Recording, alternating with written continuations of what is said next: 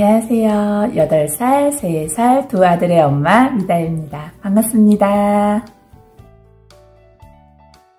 상황에 따라 다르긴 한데 가장 힘들 때는 아무래도 아이가 아플 때인 것 같아요.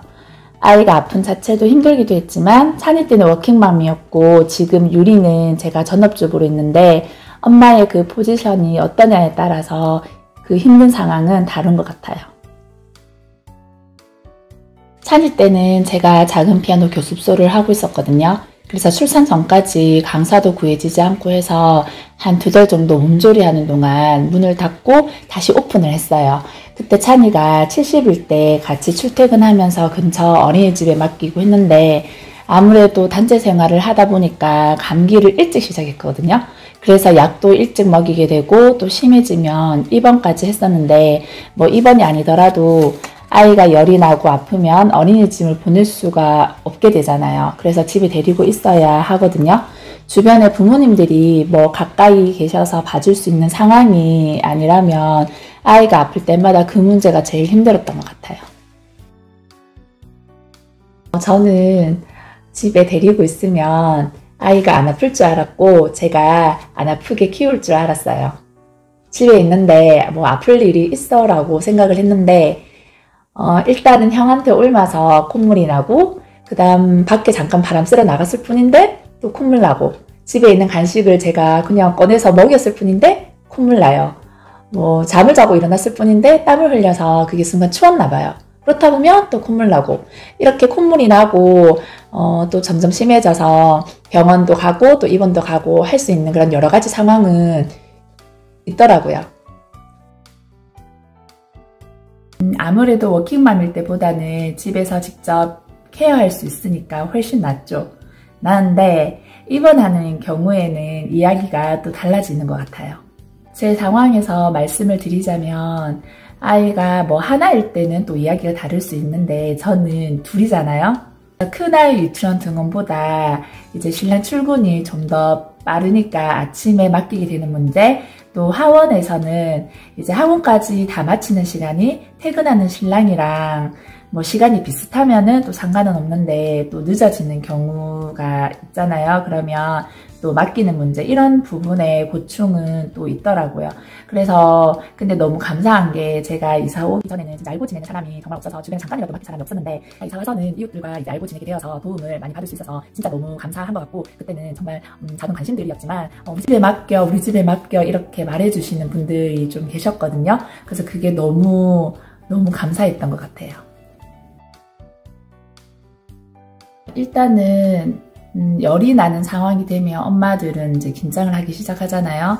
그래서 제가 찬이와 유리를 이렇게 쭉 보면서 감기, 폐렴, 중이염, 요로감염 외에 원인을 이제 알 수 없는 어떤 염증 수치로 열이 또 많이 나고 입원을 하게 됐었단 말이에요. 근데 그 중에 원인을 알 수 없는 것을 제외하고는 나머지는 초기일 때 더 심해지지 않기 위해서 이제 하는 노력들이 있는데 요로감염은 제가 이제 먼저 말씀드리면 기저귀에 응가를 누게 되잖아요. 그러면 저는 이제 무조건 씻겨요. 이제 또 그렇게 하시는 분도 계실 텐데 저는 사실 남자아이다 보니까 물티슈로 그냥 해결을 좀 했었거든요. 해결하고 말았는데 요로감염 이후에 그때 병원에 입원한 이후에는 무조건 씻기고 씻길 때 보면 이제 세면대나 바닥에 세워놓고 이렇게 씻기잖아요. 그러다 보면 이제 아이가 물장난도 치고 싶고 호기심에 막 이렇게 움직인단 말이에요. 그럼 움직이면은 어떨 때 세면대나 이제 바닥에 엉덩이가 될 수 있고 또 앉아서 장난치다 보면은 이제 그런 부분에서 요로감염들이 걸릴 수 있다 하더라고요. 그래서 저는 씻길 때 되게 좀 주의하는 편이고 감기, 중이염, 폐렴을 보면은 100% 그렇지는 않겠지만 첫 시작은 거의 맑은 콧물이었던 것 같아요. 맑은 콧물에서 누런 콧물로 되었다가 또 코가 많이 막히게 되면은 숨을 입으로 쉬게 되잖아요. 그러면 목이 부어서 또 열이 나게 되더라고요. 그리고 콧물을 흥 하고 풀거나 아니면 목 뒤로 넘어가는 콧물을 입으로 뱉어낼 수 있으면 그나마 다행인데 아기들 같은 경우는 이것도 저것도 못하잖아요. 그러다 보면 가래 끓는 소리가 여기 귀 쪽에 막 들리고 또 가슴 쪽에 막 나게 되는데, 그래서 결국에는 심해져서 이제 병원을 가게 되죠. 그러면 폐렴입니다, 중이염입니다, 입원해야 합니다 라는 이제 이야기를 듣게 되는 거죠. 네, 그렇죠. 저는 그렇게 생각합니다. 먼저 말씀드릴 것이 있는데, 요즘 육아는 뭐 장비빨이다라는 이야기 많이들 하시고 또 많이 들어보셨잖아요. 저는 찬이 때부터 기본적인 용품들은 거의 뭐 물려받거나 또 그때그때 필요한 거는 제가 중고로 사거나 또 무료 드림을 찾아서 이제 받고, 그렇게 지금 유리 때까지 너무나 잘 사용하고 있거든요. 그래서 흔히 알고 계시는 그런 육아용품하고는 조금 이제 다를 수 있다는 거 말씀을 먼저 드리고, 일단 콧물을 잡기 위해서 우리 엄마들 이렇게 콧봉 많이 사용하시잖아요. 그게 입으로 이렇게 흡입해서 콧물을 제거하는 건데, 속 시원하게 빼주지는 못하고 이제 입으로 흡입을 하다 보니까 많이 하게 되면은 머리가 이제 띵해지고 또 어지러워서 잘 많이 못하더라고요. 그리고 또 숨도 딸려서 그게 너무 힘들었어요. 요즘 세상 진짜 좋아지고 훌륭한 육아용품들이 너무나도 많이 나오고 있잖아요. 그래서 분명히 가정용 콧물 흡입기가 있을 것이다 하고 생각이 들어서 막 검색을 했는데 웬걸? 진짜 많은 후기와 함께 여러 가지 종류의 기기가 많이 있더라고요. 그래서 그 중에서 평이 가장 좋고 후기가 제일 많은 거를 제가 선택을 했어요. 그래서 처음에는 너무 후기가 좋아서 이거 뭐 광고 아니야? 협찬 아니야? 이렇게 했었는데, 보면 거의 내돈내산이 대부분이고 후기가 진짜 재밌었어요. 뭐 고민하는 시간만큼 아이만 힘들어짐, 진작에 살걸, 후회 없음, 뭐 이런 후기가 이제 대부분이었는데, 사실 금액이 적은 금액도 아니었고 해서 제가 이제 이틀 고민을 했었어요. 근데 그 사이 아이는 이제 뭐 콧물로 막 이제 세수를 할 정도로 코 범벅에다가 이제 숨쉬기 힘들어해서 제가 이제 구매를 하게 되었죠. 바로 노시브 콧물 흡입기입니다. 제가 사용한 지는 1년 정도 되었고요. 콧물 날 때만 사용하기 때문에 사용 빈도는 많지는 않아요. 회사는 독일 제품이고 품목은 모양이 예뻐서 육아용품처럼 보이긴 하지만 일반 용품이 아니라 하고요. 의료기기로 명시되어 있어요. 그리고 색상은 파랑, 분홍, 연두가 있는데 전 이제 파랑으로 했고, 구성은 이렇게 패밀리팩으로 제가 살 때는 약 27만원 정도 구매했었던 것 같아요. 그리고 소모품으로는 이렇게 한 세트입니다.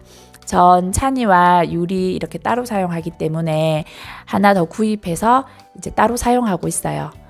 조립은 간단해요. 제가 보여드리면,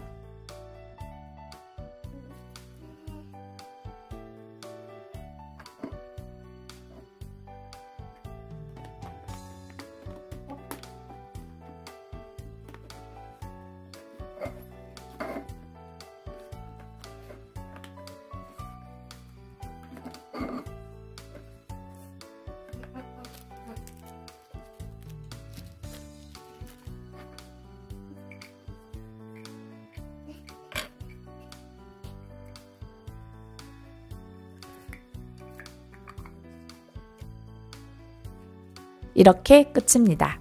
그리고 사용하실 때 아이를 누워서 하면 안 되고요. 바닥에 앉히거나 아니면 약간 비스듬한 자세로 사용해야 돼요.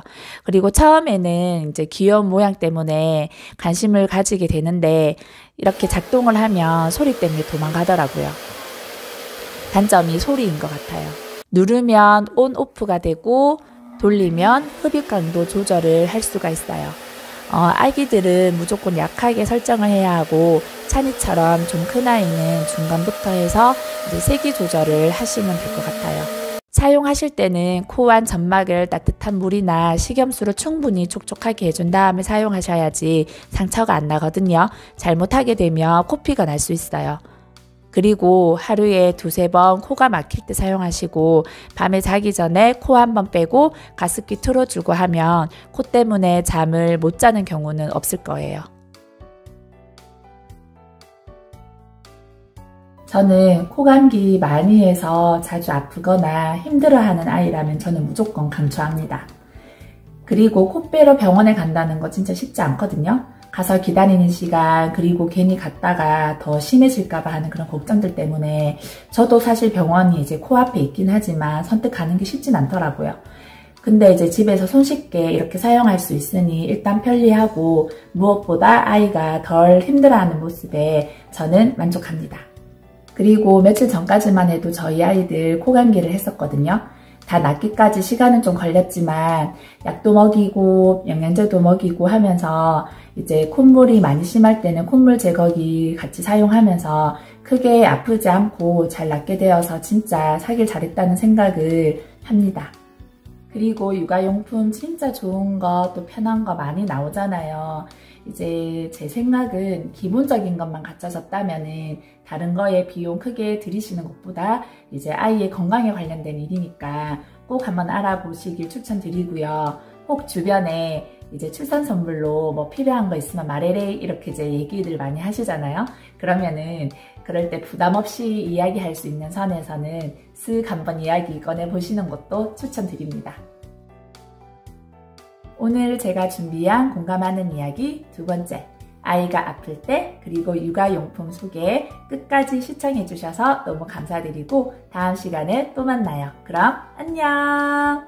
찬이도 안녕!